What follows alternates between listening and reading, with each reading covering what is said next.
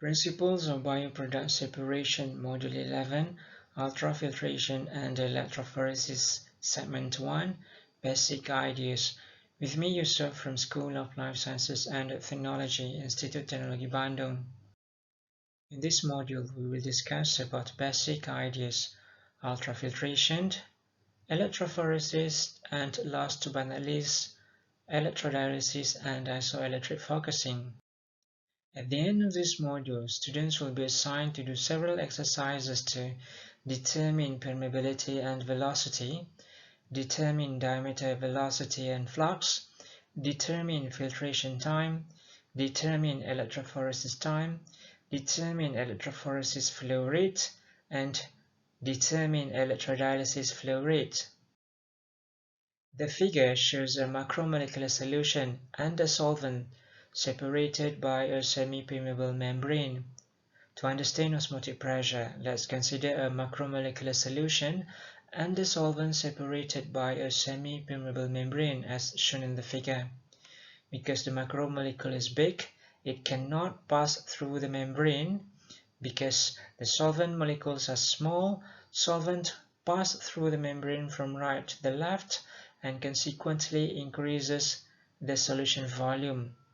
This capillary rise puts the solution under osmotic pressure and hence slows the dilution. Eventually, the pressure becomes so great that further dilution stops. The osmotic pressure is essentially a measure of solution concentration. At equilibrium, the chemical potential of the pure solvent must equal that of the solvent in the solution as shown in equation 1 and equation 2. The osmotic pressure can be calculated using equation 3. If the macromolecular solution is dilute, then osmotic pressure can be determined using Van Hoff's law as shown in equation 4. There are two kinds of side chains that will be discussed in this module. First, carboxylic acid side chains ionize in basic solution to form carboxylate groups. Second, amine side chains protonate in acid solution to form ammonium groups. Ionization and protonation depend on adjacent side chains and hence on the detailed structure of the particular protein. Protein charge is a function of the pH of the solution as suggested by the right figure. At low pH, there are more NH3+ and COOH groups, but at high pH, the protein has more NH2 and COOO- groups.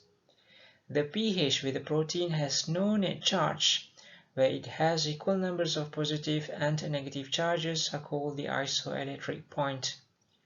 This isoelectric point is important because it determines how the protein will move under an electrical field.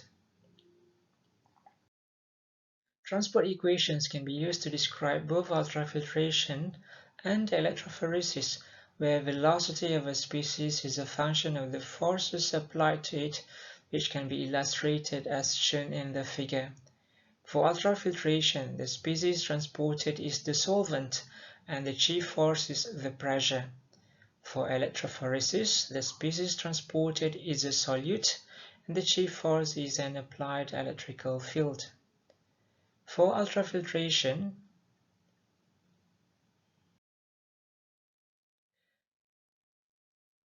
the solvent flow is proportional to the applied force as shown in equation 5 and equation 6. When sigma equals to 1, the membrane rejects all solutes. When sigma equals to 0, the membrane freely passes both solvent and solute. For electrophoresis, the transport of charged protein can be regarded as a sphere immersed in an excess of a solvent continuum, which can be described by equation 7 and equation 8. The chemical potential includes all forms of energy acting on the solute. For a dilute solution, this can be represented as shown in equation 9. The first term on the right-hand side represents a reference energy. The second term describes the free energy of mixing and implies an ideal solution. The third term on the right-hand side represents the effect of gravitational force. It includes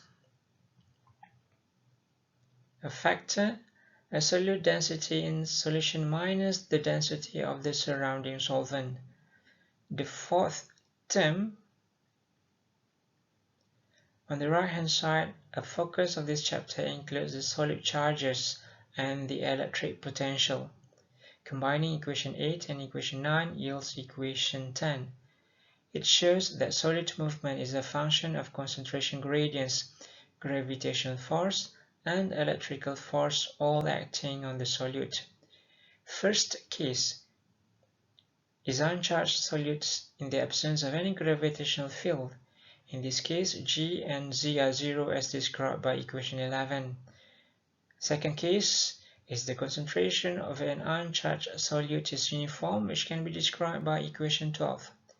The third case is when the concentration differences and gravitational forces are minor, as described by equation 13. For the next segment, we will discuss about ultrafiltration. Until then, I am Yusuf from Institut Teknologi Bandung.